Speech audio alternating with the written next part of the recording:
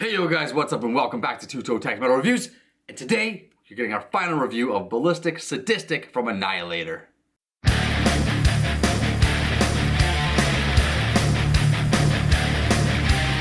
We have spent the entire week listening to this album as much as we possibly can, gathering our opinions and thoughts. TV Fish, take the floor. Okay, so after listening to this album for 1 week, I have to say it's actually pretty good. Like, over all things considered, I would say this is a good album.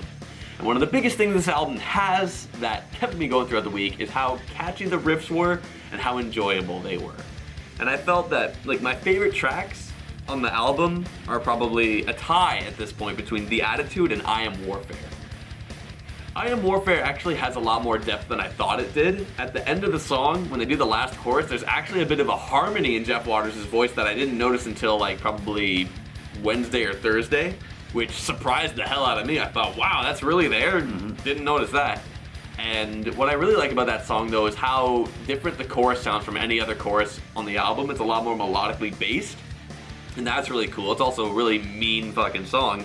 And The Attitude, I loved it a week ago and I still love it now. That song is insane. Like, it's just so hard. The Attitude is actually one of my weakest songs on the album, to be honest. It just, anytime, I shouldn't say anytime, but when they're saying, like, when they're yelling, like, fuck the attitude, fuck the attitude. And Yeah, stuff that's like sick. I don't like that. I don't like just gang vocals yelling out swear words just for the fun of it. Well, if it's once or twice here and there, it's okay, but the song's just got too much of that in it. I think the song, you know, when I'm listening to that song, I kind of think of the context of an older, 80s, 90s metal band, and it feels like it fits in with, its concept, right? It does. It's got a rebellious type of vibe to it, which I guess is... Fuck your attitude, your shitty attitude. Fuck Yeah. that. It's got like a positive message to it too, and I liked that. Yeah. There wasn't much from this album that actually kind of I thought was interesting lyrically, aside from that, and that's really it. Yeah, lyrically it fell a bit flat. Bleh. Just kind of blah. Some of it's goofy, some of it's just like, okay, whatever. Yeah. But The Attitude, I don't know, it just kind of hit a spot for me and I really liked that.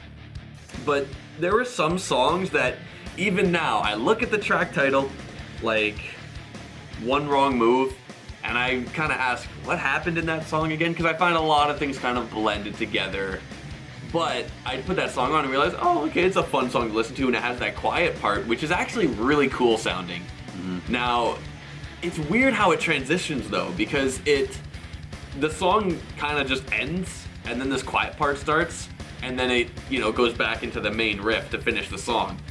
But it really feels like the song ended when it, like, goes to that transition, like, straight up, and you'd think it's over, but it's not.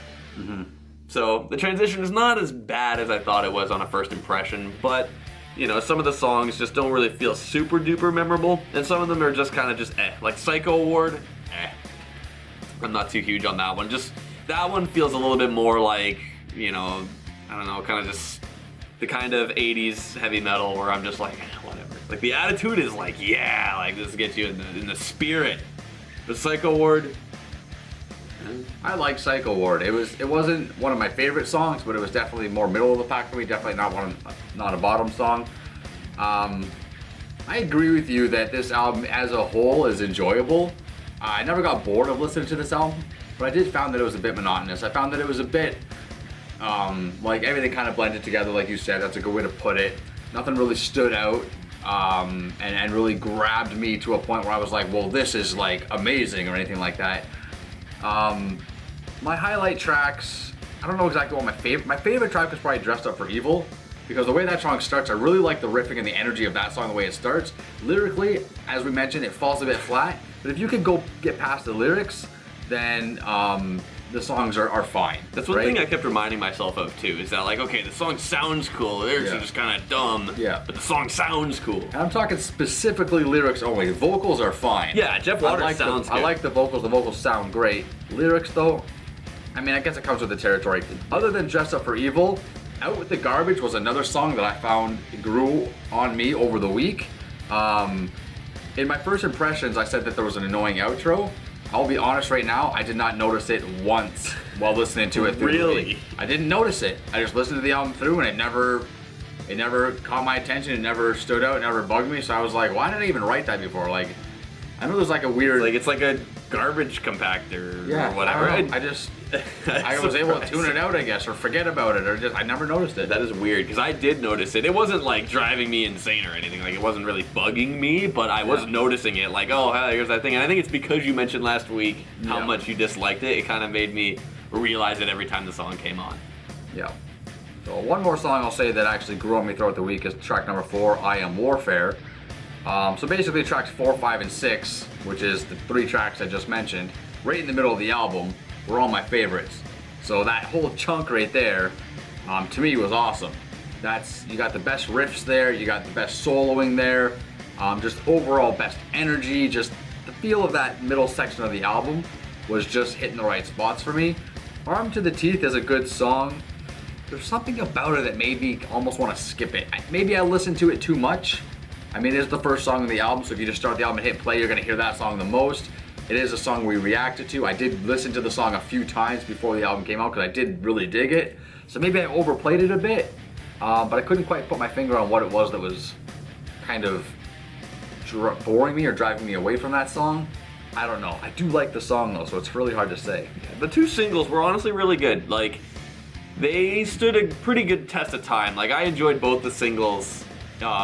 You know, even now, like a week later, like I thought they were both good. They weren't my favorites. Yeah. But I think they're both still like solid songs. But you know, the last chunk of the album, like from Riot onwards, doesn't really feel special, but I don't hate it. You know, what do you think of Lip Service? Because Lip Service is another song along with The Attitude that I was just like, I could do without this song.